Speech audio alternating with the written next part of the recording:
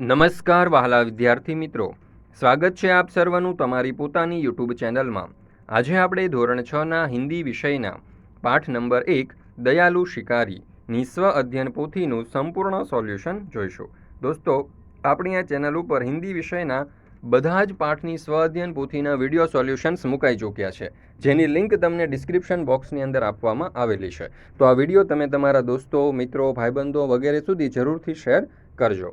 ચાલો શરૂ કરીએ આપણે પ્રશ્ન નંબર 1 થી. અહીં આપણને કહ્યું છે સही विकल्प चुनकर बॉक्स में सही का निशान कीजिए. पहलो सवाल, शिकारी हिरनी को कहाँ ले गया? तो जवाब आवशे अस्पताल. बीजू, दयालु शिकारी चित्र कहानी में इनमें से कौन नहीं है? तो जवाब आवशे शेर. ત્યાર પછી આપણે જોઈએ ત્રીજું, इनमें से कौन सा प्राणी जंगली नहीं है? तो અહીં જવાબ આવશે ગાય. ત્યાર પછી ચોથું, शिकारी की गोली हिरनी को कहाँ लगी? तो जवाब आवशे पेट में. ત્યાર પછી આપણે જોઈએ પાંચમું, दयालु शिकारी चित्रवार्ता किस मूल्य पर आधारित है? तो जवाब आवशे पशु प्रेम. छठू, दिल पसीज जाना मुहावरे का सही अर्थ होता है? तो जवाब आवशे दया आना. ત્યાર પછી સાતમું, शिकारी को पछतावा क्यों होता है? तो जवाब आवशे शिकारी ने गोली मारी थी. ત્યાર પછી આપણે જોઈએ આઠમો સવાલ, दयालु शिकारी कहानी से क्या सीख मिलती है? तो અહીં જવાબ આવશે પશુ પક્ષી કે પ્રતિ સદભાવ રખના हमारा फर्ज है. ત્યાર પછી આપણે જોઈએ પ્રશ્ન નંબર 2, નિમ્નલિખિત વાક્યો કો કહાની કે ઘટનાક્રમ में लिखिए. તો અહીં આપણને કેટલાક વાક્યો આપવામાં આવેલા છે અને જો આપણે ઘટનાક્રમમાં ગોઠવીએ તો એ આ પ્રમાણે સેટ થશે. પહેલું વાક્ય આવશે, એક બહુત ઘના જંગલ થા. બીજું વાક્ય આવશે, हिरनी जंगल में टहल रही थी. ત્રીજું વાક્ય આવશે, शिकारी ने हिरनी पर गोली चलाई. ચોથું વાક્ય આવશે, शिकारी हिरनी को अस्पताल ले गया. અને પાંચમું વાક્ય આવશે, शिकारी हिरनी को जंगल में छोड़ाया. ચાલો ત્યાર પછી આપણે જોઈએ પ્રશ્ન નંબર 3 અ, પ્રશ્નો કે उत्तर लिखिए. पहलो सवाल, हिरनी जंगल में क्या क्या खाती होगी? तो जवाब आवशे हिरनी जंगल में घास और पेड़ पौधों के पत्ते खाती होगी. बीजो सवाल, हिरनी के समीप जाकर शिकारी ने क्या किया? उत्तर, हिरनी के समीप जाकर शिकारी ने देखा कि उसकी टांग में गोली लगी है और उसने एक शावक को जन्म दिया है. फिर उसने हिरनी की देखभाल की और उसको अस्पताल ले गया.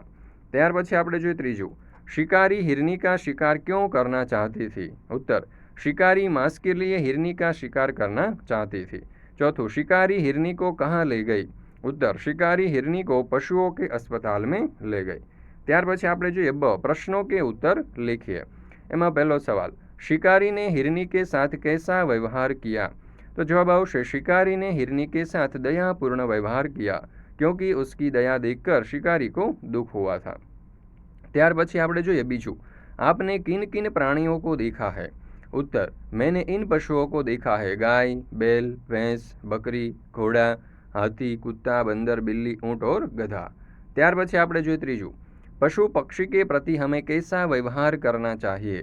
उत्तर, हमें पशु पक्षी के साथ दया और प्रेम भाव के साथ उनकी रक्षा करनी चाहिए, न कि उन्हें परेशान करना चाहिए. चौथું, जंगल में कौन कौन से प्राणी रहते हैं? उत्तर, जंगल में शेर, बाघ, हाथी, हिरन, भालू, लोमड़ी, सियार, खरगोश, बंदर आदि जानवर देखने को मिलते हैं. ત્યાર પછી પ્રશ્ન નંબર 4, दयालु शिकारी कहानी अपने शब्दों में लिखिए. तो જોઈએ આપણે આ વાર્તા. एक शिकारी था. एक दिन उसे हिरन का मांस खाने की इच्छा हुई. वह बंदूक लेकर जंगल की ओर चल पड़ा. जंगल में शिकारी ने एक मोटी ताजी हिरनी देखी. वह दूर से दौड़ती हुई उसकी तरफ ही आ रही थी. शिकारी एक पेड़ के पीछे छिप गया और हिरनी की ओर निशाना साधा. दौड़ती हुई हिरनी निशाने की सीध में आते ही शिकारी ने गोली छोड़ी. गोली की आवाज़ सुनकर जंगल के दूसरे हिरन इधर उधर भागने लगे. शिकारी हिरनी के पास गया. उसने देखा कि हिरनी ने एक छोटे शावक को जन्म दिया है.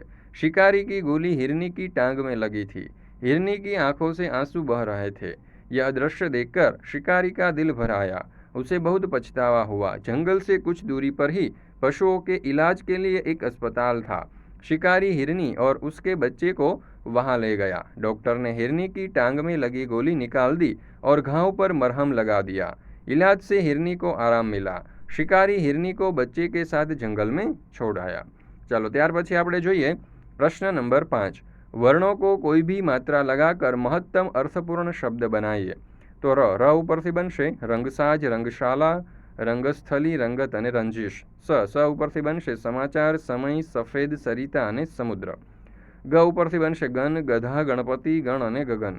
જ ઉપરથી જવ, જબરજસ્ત, જબરજસ્તી, જયવર અને જગ. લ ઉપરથી લાભ, લગાન, લુભાના, લાંચ અને લત્તા. ત્યાર પછી પ્રશ્ન નંબર 6. ચિત્ર દેખકર કહાની લીખીએ. તો અહીં તમે જોઈ શકો છો, પહેલા ચિત્રમાં એક કાગડા પાસે પૂરી છે, બીજા ચિત્રમાં એક શિયાળ આવે છે, ત્રીજા ચિત્રમાં આ શિયાળ આ કાગડાને કંઈક કહી રહ્યો છે, અને એવી રીતે આખા ચિત્ર અહીં આપવામાં આવેલા છે. તો આ ચિત્ર ઉપરથી આપણે આ પ્રમાણે વાર્તા બનાવી શકીએ. જુઓ, એક બાર એક કૌવે કો એક રોટી મિલી, वह रोटी लेकर उड़ता हुआ एक पेड़ की डाल पर जा बैठा.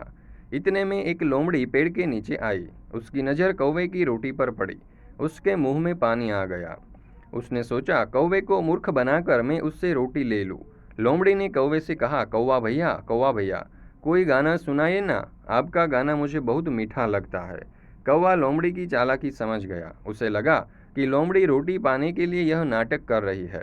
कौवे ने अपनी चोंच को रोटी अपने पंजे से पकड़ ली और वह जोर जोर से काँव काँव करने लगा. यह देखकर लोमड़ी आश्चर्यचकित रह गई. अरे, यह कौवा तो समझदार लगता है. ऐसा वह मन ही मन बोली और चलती बनी. फिर कौवे ने मज़े से रोटी खा ली. सचमुच अपनी झूठी बड़ाई सुनकर हमें गुमराह नहीं होना चाहिए. ત્યાર પછી પ્રશ્ન નંબર 7. विभाग अ में दिए गए शब्दों के विरुद्धार्थी शब्द विभाग ब में से ढूंढकर सही जोड़ बनाकर लिखिए और वाक्य में प्रयोग कीजिए. તો અ અને બ વિભાગ અહીં આપણને આપવામાં આવેલા છે, તો એના આ પ્રમાણે આપણે બનાવી શકીએ. જો દયાલુ, તો એનું વિરુદ્ધાર્થી થશે નિર્દય. તો તમે જોઈ શકો છો, દયાલુ મનોજને आहत चिड़िया को बचाया. શિકારી નિર્દય હોતા હૈ. એવી રીતે પહેલો શબ્દ આપેલો છે સ્વસ્થ, તો એનું વિરોધી થશે અસ્વસ્થ. તો જવાબ આવશે, એટલે કે પેલું સ્વસ્થનું વાક્ય બનાવીએ તો વો કાફી સ્વસ્થ પહલવાન હૈ, અને અસ્વસ્થમાં થશે વો અસ્વસ્થ હૈ. ચાલો, ત્યાર પછી આપણે જોઈએ બીજું ખુશ. તો ખુશનું વિરોધી થશે નાખુશ. તો ખુશમાં આપણે જોઈએ મેં આજ કાફી ખુશ હું, અને નાખુશનું વાક્ય બનશે મેં આજ નાખુશ હું. ત્રીજું છે જન્મ અને મરણ. તો જન્મનું વાક્ય આ પ્રમાણે બનશે વહાં કિસી કા જન્મ હુઆ, અને મરણનું વાક્ય આ પ્રમાણે બનશે કિસીના કિસી દિન મરણ નિશ્ચિત હૈ. ત્યાર પછી આપણે જોઈએ પ્રશ્ન નંબર 8. निम्नलिखित वाक्यों में संज्ञा शब्द को रेखांकित कर वाक्य फिर से लिखिए. पहलू, महेश हर रोज मंदिर जाता है. तो जवाब आवशे महेश हर रोज मंदिर जाता है. ચાલો, ત્યાર પછી બીજું આપેલું છે મેં અંબાજી ગયા था. તો મેં અંબાજી ગયા था, એમાં અંબાજી નીચે આપણે અંડરલાઇન કરીશું કારણ કે તે સંજ્ઞા છે. ત્યાર પછી ત્રીજું गुलाब का फूल मुझे पसंद है. તો એમાં ફૂલ નીચે અંડરલાઇન કરીશું. हिमालय की चढ़ाई बहुत कठिन थी. तो हिमालय नीचे अंडरलाइन करीशू. आज बिल्ली सारा दूध पी गई. तो बिल्ली नीचे अंडरलाइन करीशू. ચાલો, ત્યાર પછી પ્રશ્ન નંબર 9. અહીં કહ્યું છે કે નીચે दी गई बातूनी कछुआ और प्यासा कौवा चित्र कहानियाँ में से कोई एक कहानी लिखिए. તો અહીંયા આપણે કોઈ પણ એક કહાની લખવાની છે. તો અહીંયા આપણે જે પ્યાસા કૌવા છે તે અને તમે જોઈ શકો છો કે બાતુની કછુઆ બંનેના ચિત્ર આપવામાં આવેલા છે.